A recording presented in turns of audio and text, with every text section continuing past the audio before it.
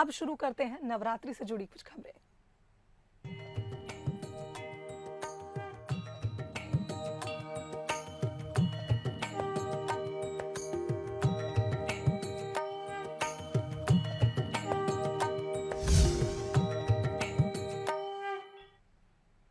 शारदीय नवरात्र यानी देवी मां की उपासना के महापर्व की आज से शुरुआत हो गई है।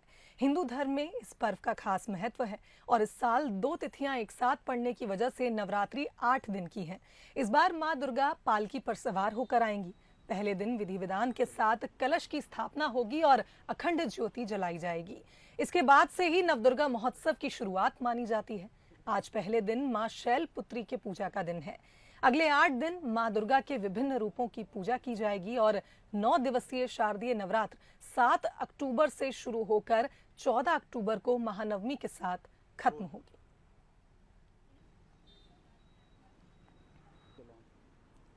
तो आज शुभ मुहूर्त में घट स्थापना की जाएगी और आज पहला दिन है, मां शैलपुत्री का दिन है और उनकी पूजा अर्चना की जाएगी। बता दें, वृषभ पे सवार मां शैलपुत्री का अलौकिक रूप आज सभी मनोकामनाएं पूरी करेगा। और इस बार की जो नवरात्रि है बहुत ही खास है, क्योंकि इस बार 8 दिनों की नवरात्रि हो रही है तिथियों के फेरबदल के चलते, और नवरात्र की शुरुआत आज से हुई है। हम तस्वीरों में देख सकते हैं मां की मूर्तियां तैयार हैं और आज अलग अलग जगहों पर, अलग अलग पंडालों पर मां विराजमान होंगी और सभी के कष्टों को दूर करेंगी। आज से शक्ति की भक्ति का महापर्व नवरात्रि शुरू हो रहा है। माता की पूजा करने का चौघड़ियां क्या है, घट स्थापना कैसे करें, विधि विधान से पूजन कैसे करें, ये सभी जानिए ज्योतिषाचार्य प्रियदर्शिनी दीक्षित से।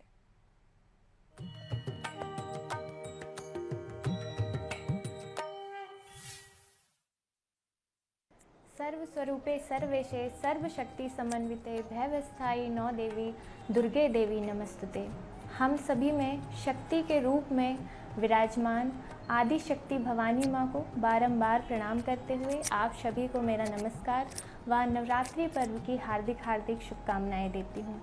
चलिए सबसे पहले आज बैठकी में घट स्थापना का जो शुभ मुहूर्त है उस विषय में बात कर लेते हैं। सबसे पहला जो शुभ मुहूर्त है सुबह 6:15 से लेकर के 7:44 तक ये शुभ मुहूर्त है, शुभ चौघड़िया है।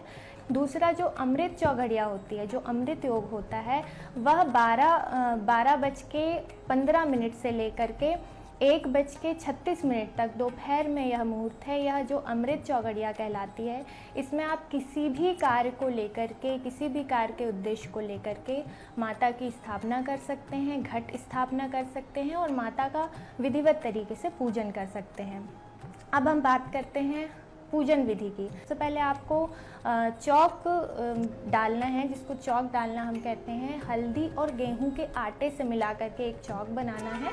उसके ऊपर आपको एक चौकी रखना है। चांदी की चौकी हो तो बहुत अच्छी बात है, नहीं तो आप लकड़ी की चौकी भी रख सकते हैं। उसके ऊपर आपको लाल वस्त्र बिछाना है, उसमें चावल अक्षत, उसमें हल्दी मिला करके, मतलब सफ़ेद चावल ना रख करके पीले चावल करके आपको कुछ दाने चावल के रखने हैं। हल्दी की गांठ रखना है। उसके थोड़ा पीछे आप माता जी की मूर्ति, प्रतिमा या चित्र जिसको भी आपको स्थापित करना है वह आपको विधिवत तरीके से उसकी स्थापना करनी है।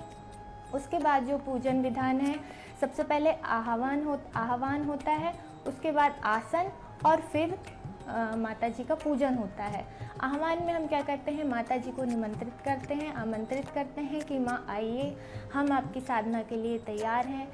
ये इस प्रकार हम माता जी की स्थापना करेंगे। उसके बाद जो आसन होता है, माँ को जो हमने आसन दिया है उस पर विराजित करके माँ को हमें स्वयं आसन ग्रहण करना है। उसके बाद जो पूजन विधि है, नियमित जो पूजन विधि है वह मैं आपको बताती हूँ। सबसे पहले जो अभिषेक होता है वह आपको माता जी का करना है। स्नान करवाना है, गंगा जल या नर्मदा जल, जो भी शुद्ध जल है आपके पास, उससे आपको स्नान करवाना है।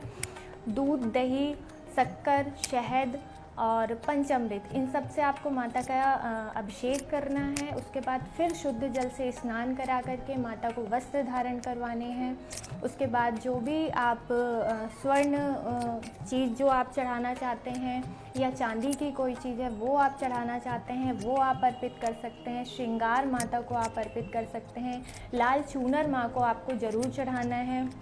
और इसमें जो मुख्य होता है एक श्रीफल होता है, वह श्रीफल में आपको रक्षा सूत्र बांध करके माता के दाईं ओर आपको वह स्थापित करना है। जो भी आपकी मनोकामना है वह बोल करके माता के दाएं तरफ आपको वह श्रीफल नारियल आपको स्थापित करना है।